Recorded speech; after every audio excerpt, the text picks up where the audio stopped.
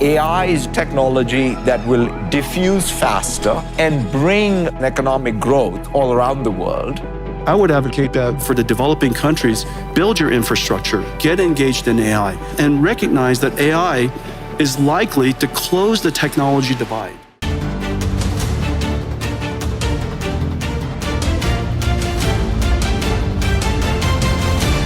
ជំរាបសួរលោកស្រីអ្នកនាងកញ្ញាសូមស្វាគមន៍មកកាន់ការផ្សាយរបស់កម្មវិធីព័ត៌មាន FMS ប្រចាំសប្តាហ៍នៅក្នុងសប្តាហ៍នេះយើងសូមលើកយកប្រធានរឿងសំខាន់ៗដូចតទៅ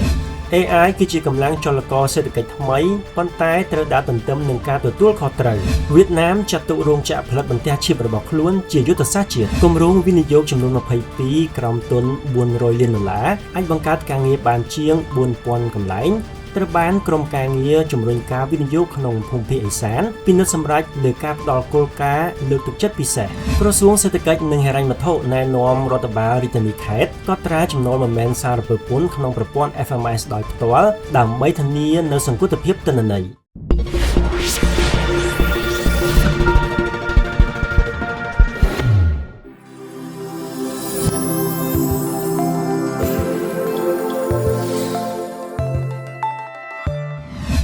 នៅក្នុងកិច្ចប្រជុំប្រចាំឆ្នាំ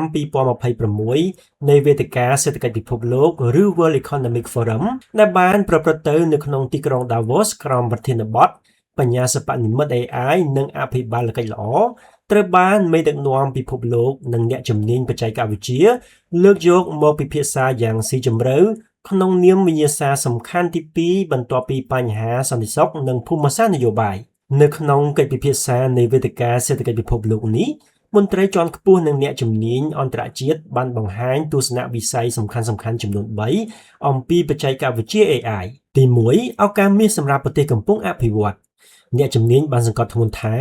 AI គឺជាបច្ចេកវិទ្យាដែលនឹងរីកសាយភាយលឿនបំផុតនិងជំរុញកំណើនសេដ្ឋកិច្ចនៅទូទាំងសកលលោកជាមួយគ្នានេះលោកបានផ្ដល់អនុសាសន៍ឲ្យប្រទេសកំពុងអភិវឌ្ឍផ្ដោតទៅលើការកសាងហេដ្ឋារចនាសម្ព័ន្ធនិងចាប់យកឱកាសពី AI ព្រោះជាឧបករណ៍ដ៏មានឥទ្ធិពលក្នុងការបិទបញ្ចប់គម្លាតបច្ចេកវិទ្យារវាងប្រទេសអ្នកមាននិងអ្នកក្រទី2ក្តីបារម្ភចំពោះកម្លាំងពលកម្មការងារទោះបីជាមានភាពវិជ្ជមានក៏ដោយអ្នកជំនាញក៏បានលើកឡើងអំពីបញ្ហាប្រឈមនៃទីផ្សារការងារការសិក្សាបានបង្ហាញថាយុវជនដែលទើបចូលទីផ្សារការងារកំពុងជួបការលំបាកខ្លាំងជាងមុនដោយសារសមត្ថភាពរបស់ AI អាចជំនួសកម្លាំងពលកម្មមនុស្សក្នុងតួនាទីមួយចំនួនបានយ៉ាងមានប្រសិទ្ធភាពនិងទី3លក្ខខណ្ឌនៃអាជ្ញាប័ណ្ណនៅក្នុងការអភិវឌ្ឍចំណុចដែលគួរឲ្យចាប់អារម្មណ៍បំផុតនោះគឺការលើកឡើងអំពីទំនួលខុសត្រូវផ្នែកសីលធម៌អ្នកជំនាញបានអះអាងថាយើងមិនគួរមានសិទ្ធិឬអាជ្ញាប័ណ្ណនៅក្នុងការទាញយកផលចំណេញពី AI នោះទេប្រសិនបើយើងមិនទាន់មានវិធានការការពារផលប៉ះពាល់អវិជ្ជមានឲ្យបានដិតដល់លើចំណុចសំខាន់ចំនួន3ដូចជាសុវត្ថិភាពនិងការអប់រំរបស់កុមារស្ថិរភាពការងាររបស់ប្រជាពលរដ្ឋនិងលទ្ធភាពនៃការប្រើប្រាស់ថាមពលក្នុងតម្លៃសមរម្យនៅក្នុងជំហានប្រវត្តិសាស្ត្រថ្មីមួយនៃវិស័យបច្ចេកវិទ្យារបស់វៀតណាមរដ្ឋាភិបាលបានប្រកាសបើកការដ្ឋានសាងសង់រោងចក្រផលិតបន្ទះឈីបឬ Semiconductor នៅក្នុងស្រុកជាលើកដំបូងរបស់ខ្លួនដោយចាត់ទុកគម្រោងនេះគឺជាយុទ្ធសាស្ត្រជាតិដ៏សំខាន់បំផុតដើម្បីពង្រឹងឯករាជ្យភាពបច្ចេកវិទ្យានិងសេដ្ឋកិច្ចពិធីបើកការដ្ឋានក្រោមវត្តមានមេដឹកនាំកំពូលវៀតណាមអគ្គលេខាធិការប៉ាក់តូលឹមនិងលោកនាយករដ្ឋមន្ត្រីផាំមិនចេញរោងចក្រនេះត្រូវបានអភិវឌ្ឍដោយក្រុមហ៊ុន Viettel Group ដែលជាសហគ្រាសគ្រប់គ្រងដោយក្រសួងការពារជាតិនៅលើផ្ទៃដីប្រមាណ27ហិកតាលោកនាយករដ្ឋមន្ត្រីផាំមិនចេញបានគូបញ្ជាក់យ៉ាងច្បាស់ថាការសាងសង់រោងចក្រនេះមិនមែនគ្រាន់តែជាគម្រោងវិនិយោគធម្មតានោះទេក៏ប៉ុន្តែជាផ្នែកមួយនៃយុទ្ធសាស្ត្ររបស់រដ្ឋាភិបាលក្នុងការប្រែក្លាយវៀតណាមពីប្រទេសដែលគ្រាន់តែដំឡើង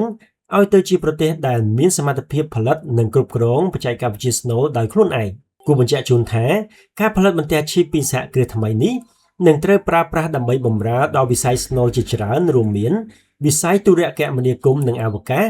ឧស្សាហកម្មយានយន្តបរិក្ខារពេទ្យនិងបច្ចេកវិទ្យាស្វ័យប្រវត្តិកម្មនិង AI ការបោះជំហាននេះធ្វើឡើងស្របពេលដែលវៀតណាមកំពុងបង្ហាញសក្តានុពលដ៏រឹងមាំលើឆាកអន្តរជាតិដោយបច្ចុប្បន្នប្រទេសនេះបានក្លាយជាអ្នកនាំចេញបន្ទះឈីបដ៏ធំជាងគេទី3ទៅកាន់សហរដ្ឋអាមេរិកនិងមានក្រុមហ៊ុនផលិតឈីបប្រមាណ70-60កំពុងប្រតិបត្តិការនៅក្នុងប្រទេសវៀតណាមក្រុមការងារជំរុញការវិនិយោគក្នុងភូមិភាគឦសានដឹកនាំដោយ អាយដាមបណ្ឌិតសភាចាហ៊ិនសាហ៊ីបទីប្រឹក្សាសម្ដេចថាបតីនាយករដ្ឋមន្ត្រីនៅក្នុងសប្តាហ៍នេះបានបើកកិច្ចប្រជុំពិនិត្យសម្រេចលើការផ្ដល់គោលការណ៍លើកទឹកចិត្តពិសេសជាលើកទី3សម្រាប់គម្រោងវិនិយោគចំនួន